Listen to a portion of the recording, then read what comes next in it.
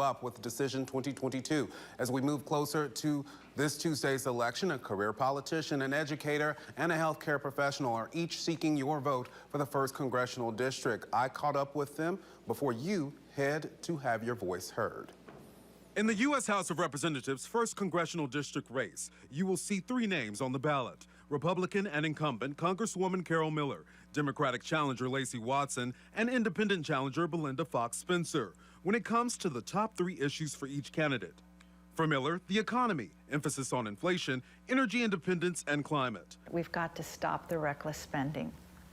And of course, we must be energy independent. It's so important. Our natural resources in West Virginia are just screaming to be let loose, and energy independence is also security for our country. And we shouldn't be diving into our reserves. We have plenty, and we need to sell it to the world.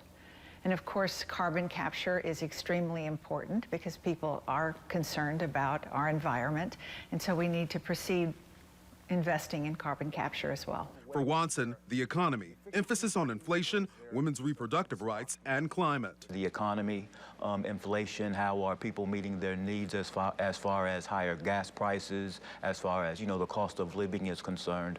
Immediately following that is women's bodily autonomy, making sure that, women have their rights maintained and further expanded as we move forward. And then finally, climate change and the effects of climate change, and then how climate change affects everything else.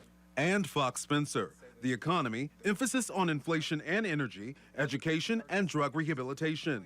So, energy independence, we need to be self-sufficient. We also need to be able to provide our children with good quality education. And we also have a drug opioid epidemic problem. And I want to find a way that we can implement programs here that not only helps with the rehab, but we also have a gap. We may be able to take someone and rehab them and give them the help, but then there's a problem. Well, what do we do after that? Before you head to the ballot box, each candidate says this is why she or he deserves your vote. Well, I have experience that I bring to the table, life experience, as well as being a public servant. And I take that same type of knowledge with me on the federal level. And I've met with over 70 ambassadors sharing our wonderful country as well as our beautiful state, just to let them know that we are open for business. I'm here to represent and value and maintain the working people of this state. If you're looking for a candidate that's central position is to help working families, working individuals, then I'm your candidate, regardless of political affiliation. I'm not a politician. I'm just your friendly neighbor. I'm running as an independent.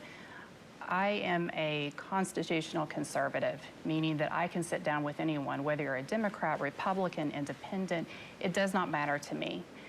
We are at the point right now that we have to be able to sit down and have good conversations with one another, that we can come up with solutions. All 3 looking to do what she or he consider the best for the 1st Congressional District.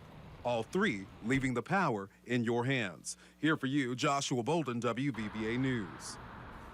And folks, we have more information on all this on our website, WVVA.com. And we do want to let you know when it comes to the midterm elections, we here on WVVA and NBC have you covered. Our friends Vicki Wynn and Morgan Rafford will have more at 1 p.m. right here on WVVA with NBC News Daily. And that comes up right after Elizabeth Fargas with iCrime.